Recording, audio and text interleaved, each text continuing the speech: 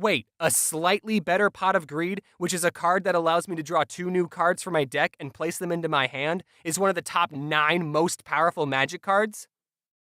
Yeah, Pot of Greed is banned too. Suffer! Even though people claim Lorcana to be the Magic the Gathering killer, it really acts as a one-round Gwyneth game with a Hearthstone-like battle system, and what the pledge mechanic should have been from a simplified digital Magic the Gathering-like card game, choosing between playing a unit or playing it for mana whenever you wanted, instead of exclusively making that choice on your first turn. The only thing that's similar that Lorcana has to Magic the Gathering is a tap and exhaust scheme. So I don't know why everyone's saying it's the Magic the Gathering killer when it's just what a non-generic modern trading card game looks like. I'm talking, of course, about Man-Bear-Pig. I will return one day.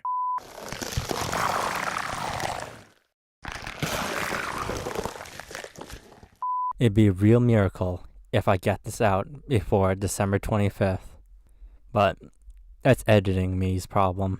Look at some of these more recent cards. First, see how many words are on them, and if we flip them over, they merge into an even bigger card. What?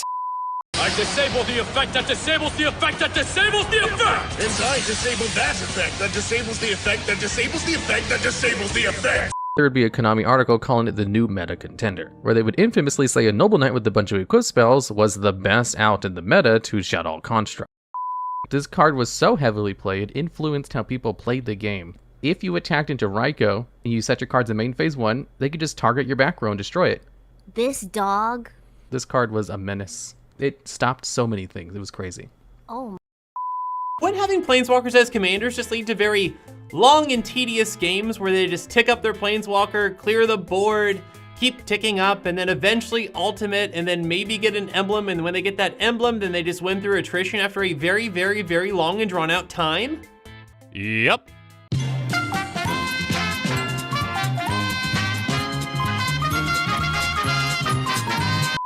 Ooh, does this one let me summon Archfiend 30 times per turn? And when it doesn't, the card immediately becomes a questionable choice to run. Oh, for heaven. You see, I was right. The problem is you. The problem is that you like holes too much. Not normal. I'm gonna go get lunch. I'll be back in like 30 minutes. Good. That's how long I'll need to set up the cheese-tasting phase. Jesus Christ. I've assembled all 5 special cards, all 5 pieces of the puzzle. Exodia, obliterate!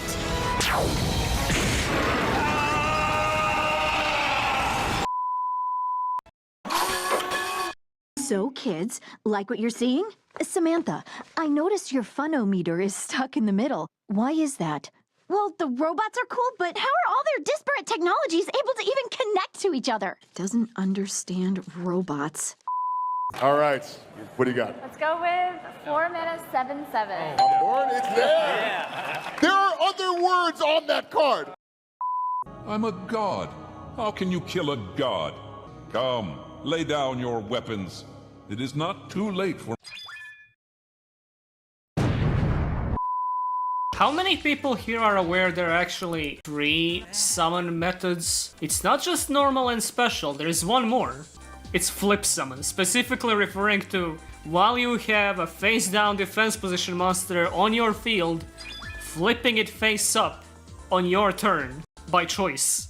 That is a flip summon. It is a distinct thing from normal and special summon. They just have not referred to it, I'm pretty sure, in years in Effectex. I just hate, like, the structure of this card. Like, look at this. We have the on-summon effect at the start. However, the on-summon effect of Spirit of Yubel is at the end of the card. And the continuous effect of Yubel, Cannot Be Destroyed by Battle, is at the start of the card. Karakuri Guy, the continuous effect is at the middle of the card. And then the ignition effect is at the end of the card.